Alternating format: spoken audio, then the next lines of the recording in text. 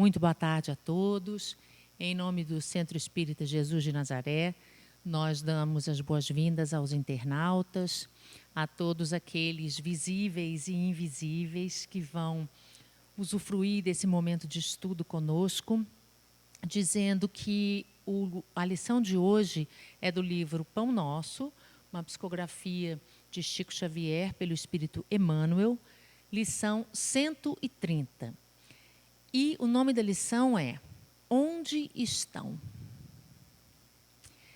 Antes da gente chegar especificamente nessa fala, nessa mensagem maravilhosa que Emmanuel traz para a gente, eu queria rever um pouco desse momento que a gente tem vivido, dessa situação que a gente tem vivido. Há um ano, está fazendo um ano hoje,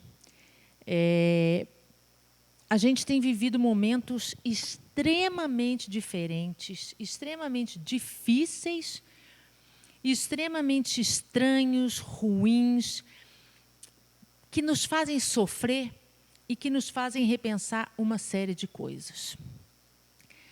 Cada um de uma forma, cada um numa intensidade.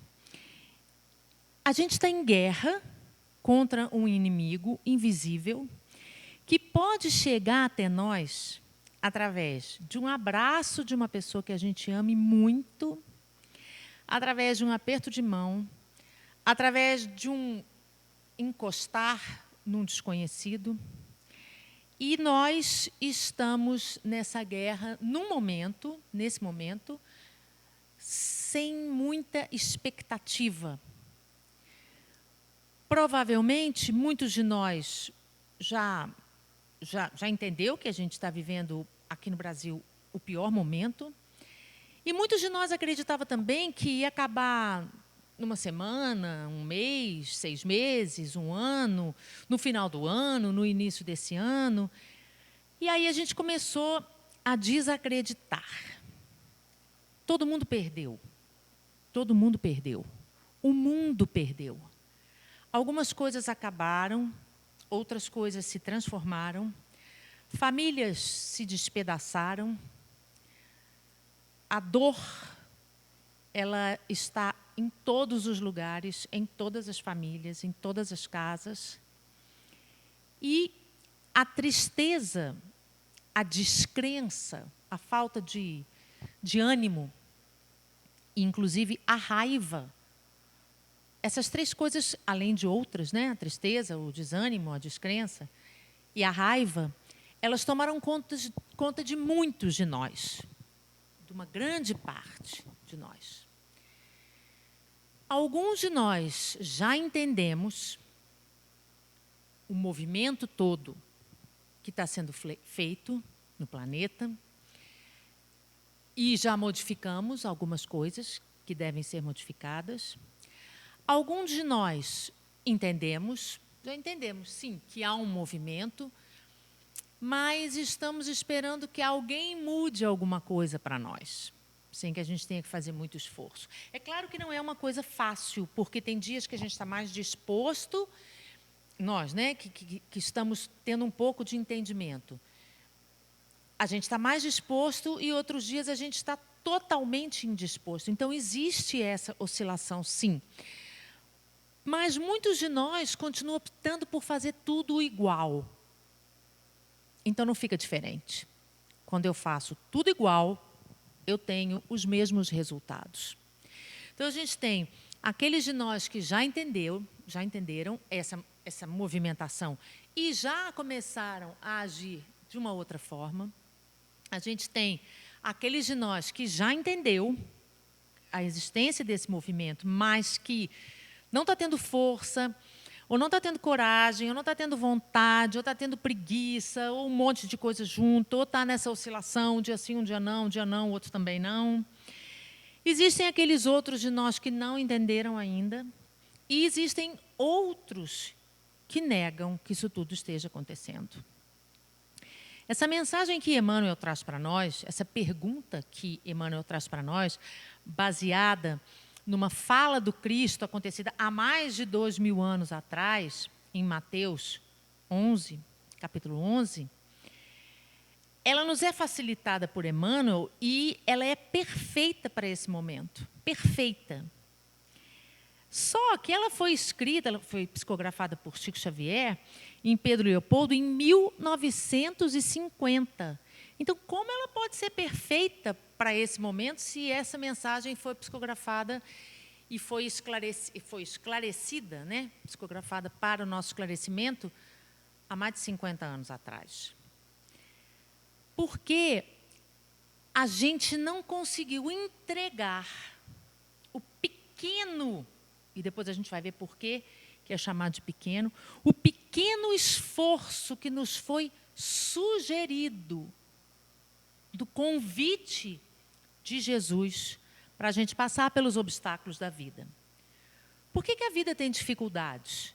Porque nós precisamos trabalhar em nós mesmos. E a partir do momento que a gente consegue vencer dificuldades, a gente vai crescendo moralmente, espiritualmente, emocionalmente. E o interessante é que, para cada um de nós, obstáculo é uma coisa. Para mim, eu tenho algumas coisas que são muito difíceis. Para vocês, pode falar, nossa, isso é muito fácil. Então, cada obstáculo que a gente passa, ou que a gente deve passar, ou que aparece para nós, cada dificuldade que aparece para nós, ela vem moldada exatamente no que eu preciso trabalhar em mim. Por isso que, às vezes, fica fácil a gente consertar a vida dos outros e dar palpite, porque para a gente aquilo é muito simples, porque não é o que eu preciso para me melhorar. Então, essa mensagem de Emmanuel, ela serve para nós hoje, principalmente porque foi sugerido, e a gente vai ver aqui em cada trecho dessa mensagem, para nós, que a gente se lembre que é preciso haver uma mudança necessária. Não adianta mais fingir que não sabe que a gente tem que melhorar o nosso jeito de ser. Para que essas coisas não nos abatam tanto, para que a gente consiga conviver um pouco mais em paz e harmonia, porque elas não vão parar de acontecer.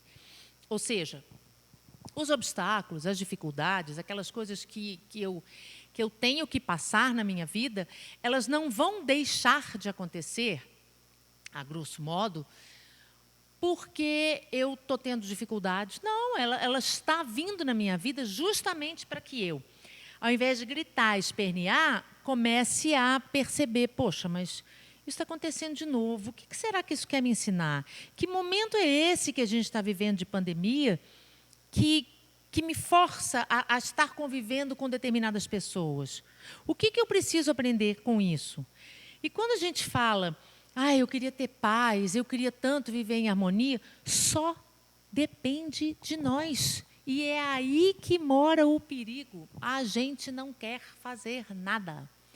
A gente quer continuar vivendo da mesma forma, quer que os outros fiquem congelados, de preferência, né? Estátua, para que eles não incomodem. Quer que o mundo fique congelado, para que nada me incomode. O que me incomoda é justamente o que eu preciso para aprender a viver melhor. Então, quando a gente enxerga esse convite de Jesus, que a gente já vai esmiuçar para ficar mais fácil a gente entender, a gente vai perceber que o esforço que a gente precisa não é tão grande quanto o que a gente imagina. Por que a gente imagina que é tão grande? Que aí fica mais difícil. Ficando mais difícil, eu falo, não, eu não consigo.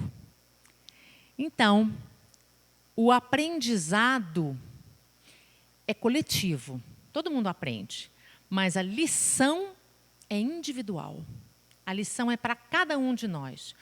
Porque o domínio e o controle de mim mesmo e as minhas escolhas cabem a cada um de nós. É uma coisa totalmente individual. Dessa forma, não tem jeito mais da gente culpar os outros. Então, iniciando esse trabalho brilhante, como todos, né? Quem sou eu para falar que o trabalho de Emmanuel é brilhante? Mas é uma forma de dizer que toca toca o nosso coração, toca o coração daqueles que estão a fim de continuar tentando. Então, na lição 130 do Pão Nosso, ele pergunta, onde estão? Cadê? Em Mateus, capítulo 11, versículo 29, especificamente, tem um pouco antes também toda essa situação, existe um versículo que todos nós já ouvimos falar, mas que hoje a gente vai tentar fazer com que fique entendido para nós. E ele diz o seguinte, venham a mim todos os que estão cansados e sobrecarregados, e eu darei descanso a vocês. Essa é uma frase de Jesus. Depois eu vou dividir ela. Tomem sobre vocês o meu jugo e aprendam de mim, pois eu sou brando e humilde de coração. E vocês encontrarão descanso para suas almas. O que a gente mais quer na vida? Paz. O que é a paz? É a gente ter saúde, é a gente estar bem, é a gente estar equilibrado. Quando Jesus fala essa frase, ela é um convite. Venham a mim, todos vocês. Ele não fala quem tem poucos erros, muitos erros, nenhum erro. Ele fala, todos vocês que estão cansados. Por quê? Porque ele sabe que a gente cansa. E sobrecarregados, porque muitas vezes as coisas ficam pesadas para nós. Porque eu darei descanso a vocês. O que a gente imagina? Que Jesus, então, vai resolver tudo para nós e a gente vai ficar deitado sem fazer nada. Não é isso. Aliás, não foi para isso que a gente veio aqui. Quando ele fala isso, ele quer dizer o seguinte. Deixa eu passar para a segunda frase, depois eu volto. Fico ansiosa para falar e depois acabo confundindo mais vocês. E ele diz, tomem sobre vocês o meu jugo e aprendam de mim, pois sou brando e humilde de coração. E aí vocês encontrarão descanso para suas almas. Pois o meu jugo é suave e o meu fardo é leve. Todos nós já ouvimos essa frase. E muitos de nós confundem e acham que jugo tem a ver com julgamento, não tem nada a ver. Então, vamos dar uma entendida nisso para ver se fica mais fácil da gente compreender. Jugo é uma peça de madeira que se põe no boi, ou até nos jumentos, nos burros, para que eles juntos, os dois juntos, possam ser atrelados a uma carroça ou ao arado, que é aquele instrumento que ara a terra, é uma canga. Para quê? Para que eles consigam andar juntos, para o mesmo lado. Já imaginou se a gente pegasse dois animais, a dificuldade que ia ser de mostrar para eles o caminho correto, sem que eles tivessem alguma coisa, que no caso é essa canga, esse jugo, para direcioná-los, para que eles não errassem o caminho, para que eles não se perdessem do caminho, para que eles continuassem no rumo certo? Então, quando Jesus fala que o jugo dele é suave, ele quer dizer que a forma como ele mostra o caminho para a gente e tenta fazer com que a gente continue no caminho correto, é uma forma suave. Por que a gente não sente que é suave? Porque nós somos rebeldes. A gente não quer cumprir as coisas que fazem com que a gente continue no caminho certo. A gente não quer. A gente quer sair para cá, sair para lá. Por isso que a gente não compreende que quando Jesus fala que o jugo dele, a forma que ele tem de fazer a gente encontrar o caminho correto e permanecer no caminho correto, apesar de todas as tentações, é suave. E depois ele diz, o meu fardo é leve. Então, quando a gente fala no jugo do Cristo, o que é essa forma que ele tem de manter a gente no caminho correto? é o conteúdo moral da lição que ele trouxe para nós. O jugo do Cristo é o Evangelho, o conteúdo moral que existe no Evangelho, que uma vez que a gente absorva em nós, a gente vai perceber que não é tão difícil, que é suave. Como pode ser suave? Acontece que quando eu tenho o Evangelho no meu coração, quando eu evangelizo o meu coração, ou seja, quando o meu coração está pleno do Evangelho, as minhas atitudes não serão como as de Jesus, porque a gente ainda está muito longe, mas serão pautadas nos ensinamentos do Cristo. Ah, mas fulano fez isso comigo. O problema não é meu. Eu tenho que estar cheia do Cristo em mim, lotada de ensinamentos do Cristo, para que as minhas respostas, sejam através de fala, sejam através de atitudes, sejam respostas positivas, respostas cristãs. A coisa mais difícil é você reagir como um cristão. Normalmente a gente reage de uma forma egóica, de um jeito, eu sou assim mesmo. Ou então, em silêncio, mascando aquela situação, planejando uma vingança. Então, quando a gente resolve aceitar o conteúdo moral das lições do Cristo como a única forma de vida que vai me fazer crescer e vai fazer com que eu fique mais leve, quando a gente resolve aceitar isso, já é um grande passo. Fazer isto acontecer é uma outra coisa. Mas aceitar e compreender isso, o jugo do Cristo, é a lição moral do Evangelho que ele trouxe para nós.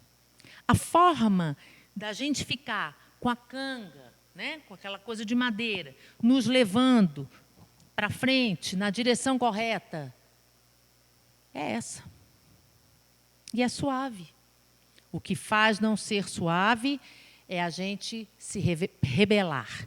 Como, por exemplo, um desses animais, um boi ou um jumento, um burrinho, cada vez que eles se rebelam, essa canga, essa madeira, machuca eles. Machuca. E eles vão ter que caminhar machucados. Mas a opção é de cada um de nós. E quando, então, ele continua dizendo, o meu fardo é leve. Se é um fardo, é um peso. Mas tem pesos pesados e pesos mais leves. Não é assim? Quando você pega um bebezinho, ele é leve. Quando você pega uma criança de 5 anos, ela é bem mais pesada. Quando Jesus fala que o jugo dele, essa forma de manter a gente no caminho é leve, e que o fardo, é suave, desculpa, e o fardo dele é leve, é porque o que ele quer dizer é que o que ele coloca na nossa vida é o fardo dos nossos deveres. É só isso. É o que eu devo fazer. Devo no sentido de estar devendo a mim mesma, essa colocação nova no mundo, e no sentido de ser bom para mim. Eu devo fazer isso porque isso vai ser melhor para mim. A minha vida vai fluir de uma forma muito mais leve. E quando a gente aceita as aflições não quer dizer que eu não vou ficar nervoso temporariamente, que eu não vou ficar aflito, que eu não vou chorar, mas eu não vou ficar nessa postura. Então, quando eu aceito ficar em aflição, porque minha fé é pequena, porque eu não estou fazendo o que eu devo fazer, porque as coisas que vêm para mim não estão fáceis naquele momento, eu começo a entender que eu tenho que cumprir o meu dever, esteja eu ou não, triste, aflito, revoltado, do jeito que for, ou alegre. Eu vim aqui para cumprir, para evoluir, para fazer diferente, na verdade, para fazer melhor. E aí Emmanuel também fala o seguinte, que vale muito mais a pena cumprir os nossos deveres com humildade, com entendimento, com brandura no coração, do que se rebelar. Vocês já repararam que quando a gente tem uma notícia ruim ou está passando por um momento difícil, a gente fica com raiva, e aí a gente fala uma coisa que não deve, ou quebra uma coisa, porque naquele momento eu não consegui um equilíbrio. É difícil, não é fácil.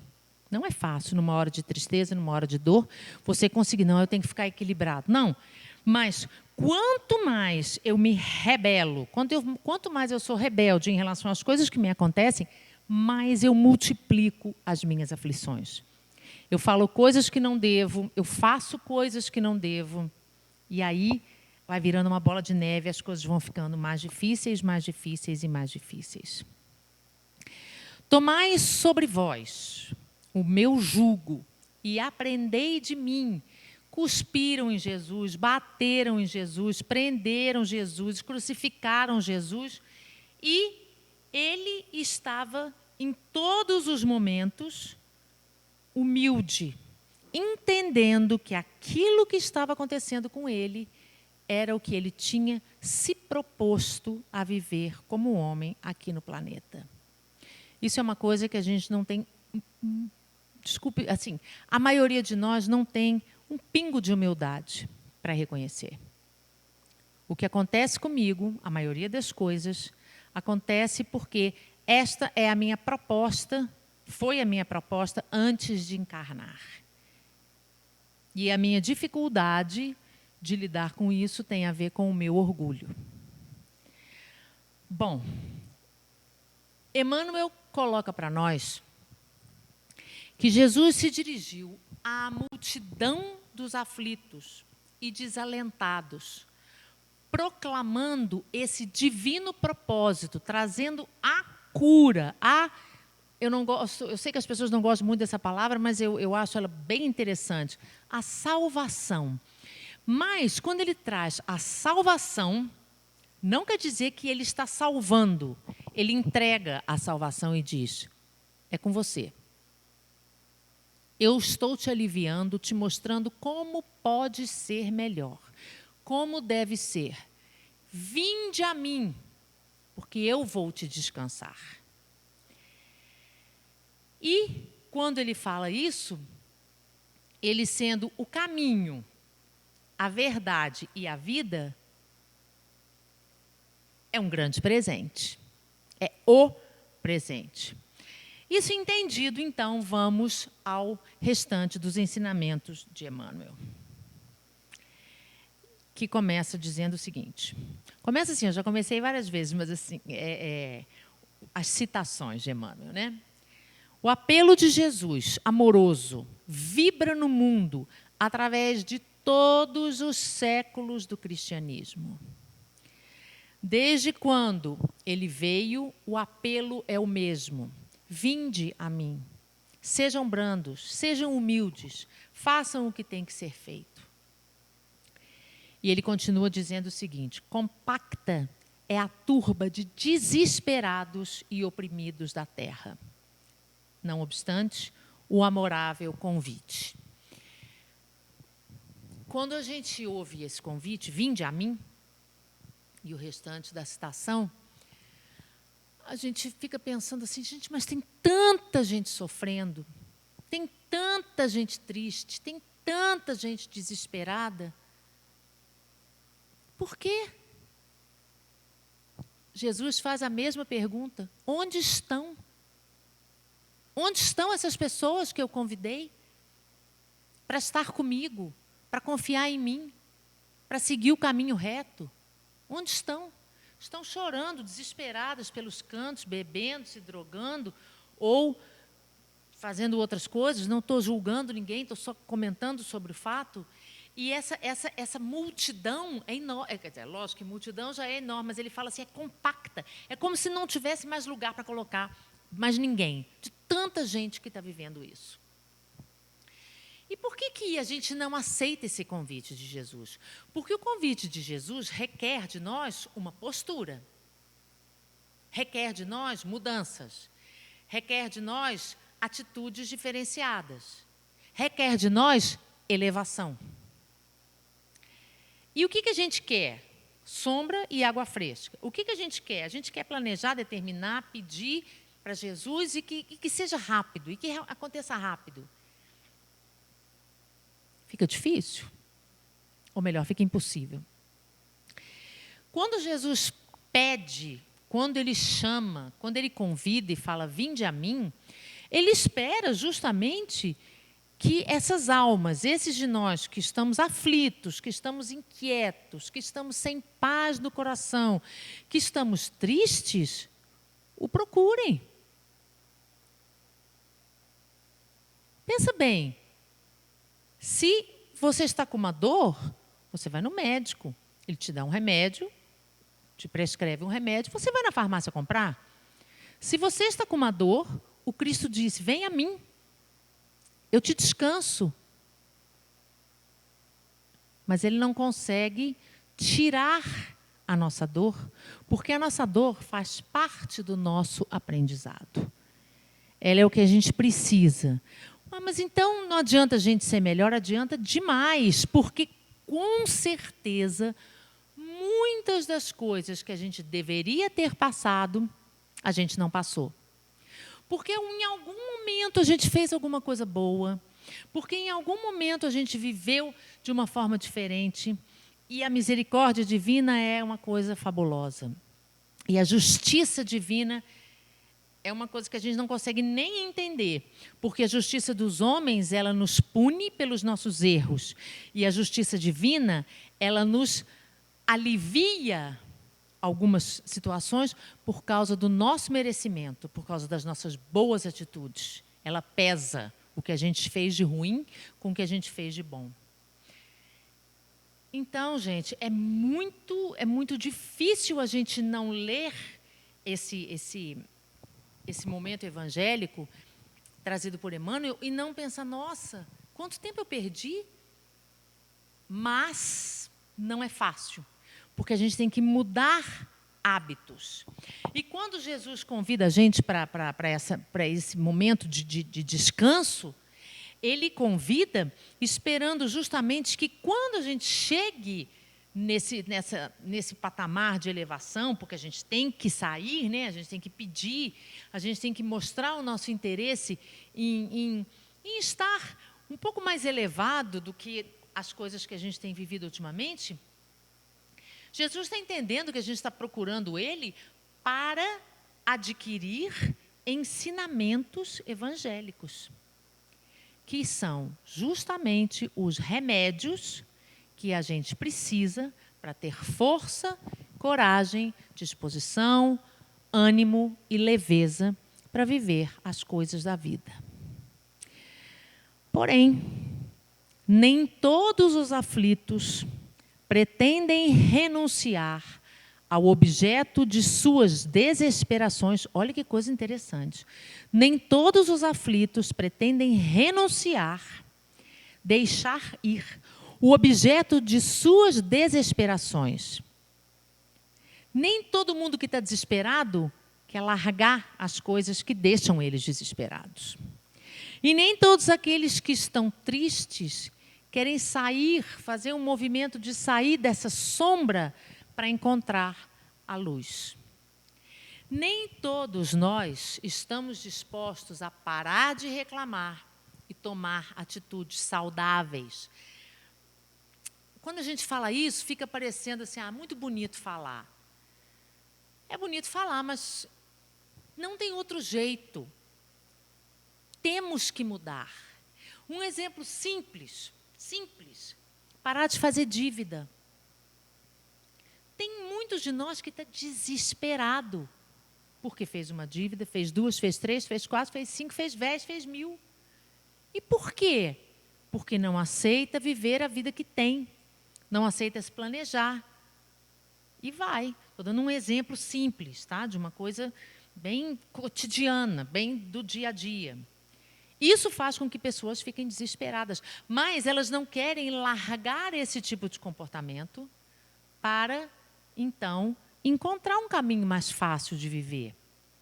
Pessoas que têm vários relacionamentos ao mesmo tempo e, num determinado momento, ficam confusos, desesperados, porque tem várias pessoas envolvidas, elas não estão dispostas a viver uma vida reta, uma vida de um relacionamento só, que tem dificuldades e facilidades.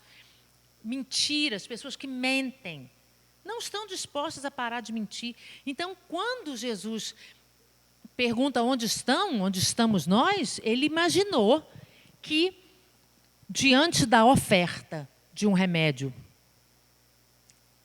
perfeito, nós fôssemos buscar esse remédio. Só que, para encontrar esse remédio, a gente precisa renunciar a essas coisas. Não renunciar à vida, às coisas da vida, não. Mas renunciar à paixão. E a gente vai falar daqui um pouquinho o que é isso.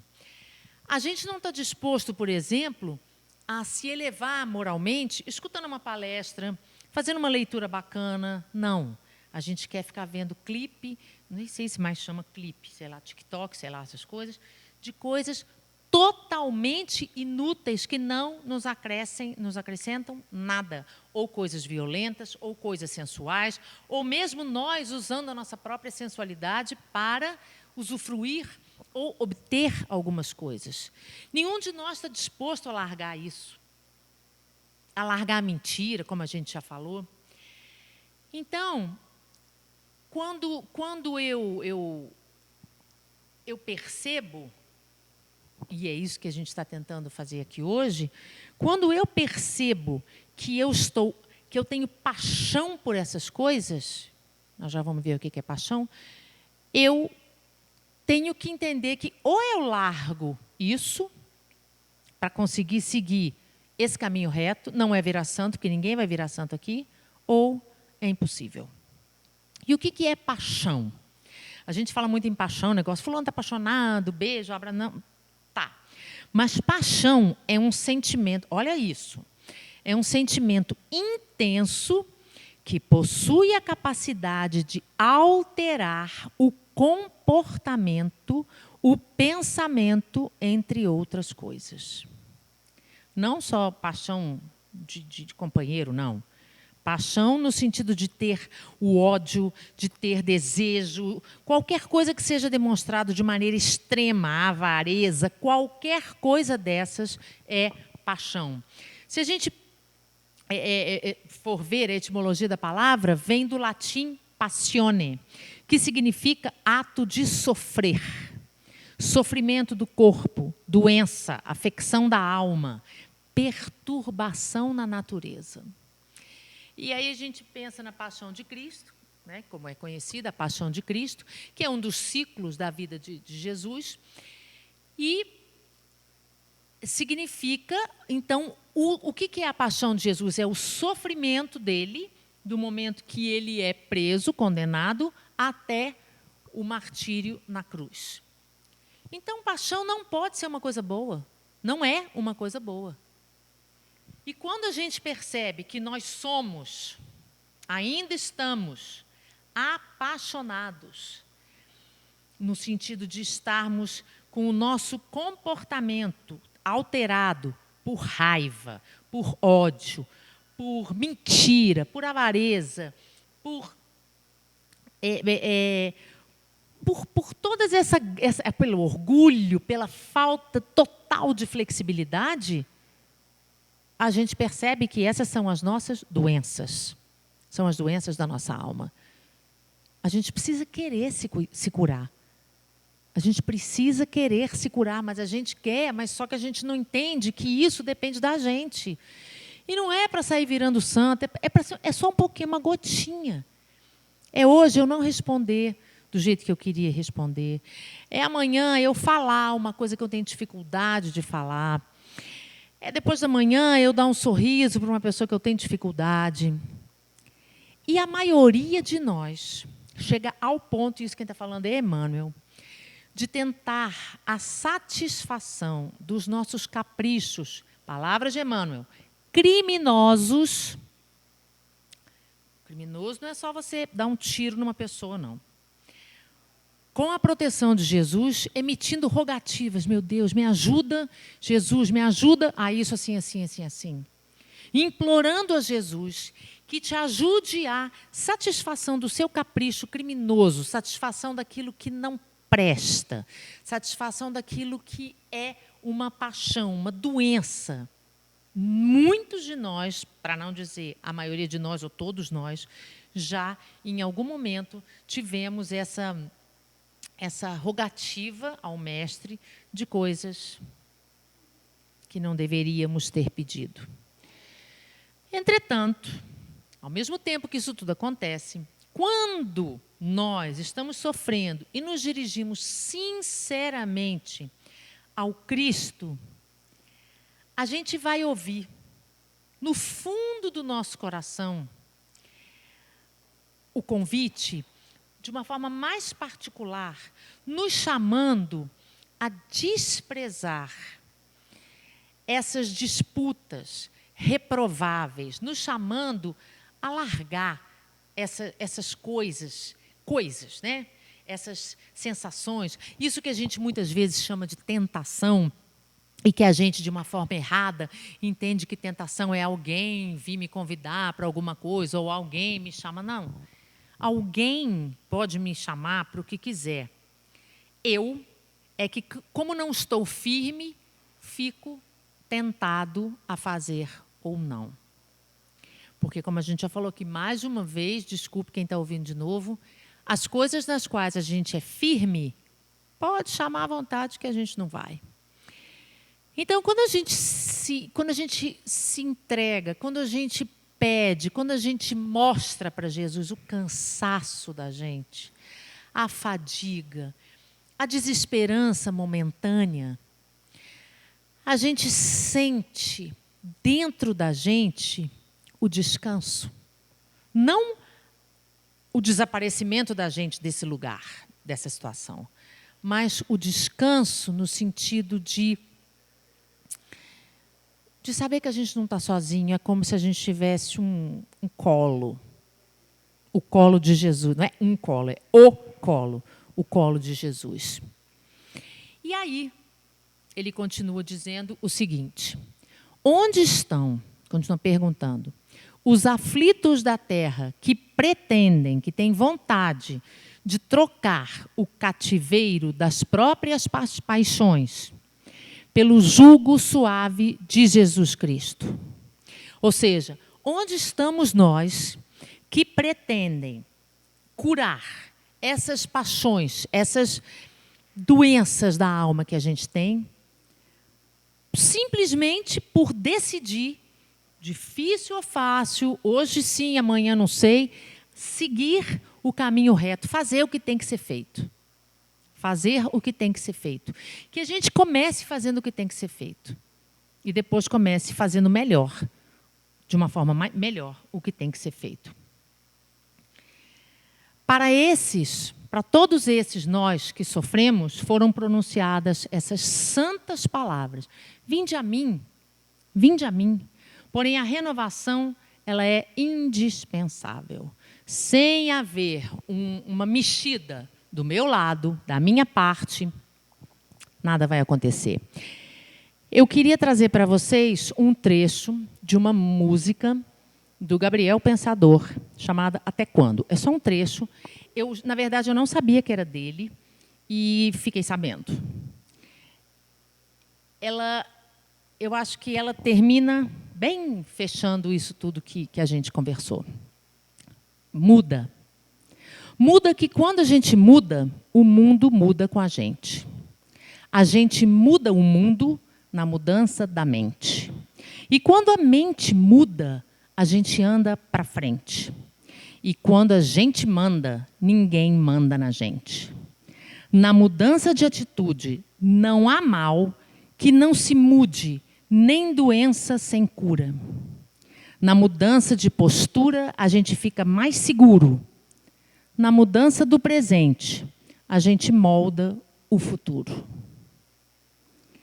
Então, diante dessas palavras brilhantes, e de todo esse ensinamento, eu encerro aqui esse estudo, agradecendo profundamente a toda a espiritualidade amiga que esteve conosco durante esse período e dizendo para mim e para vocês todos que a gente tenha força, coragem e, principalmente, que a gente não deixe a preguiça nos dominar. Porque a nossa proposta aqui é evolução. E que Jesus nos ampare e nos ajude. Que assim seja.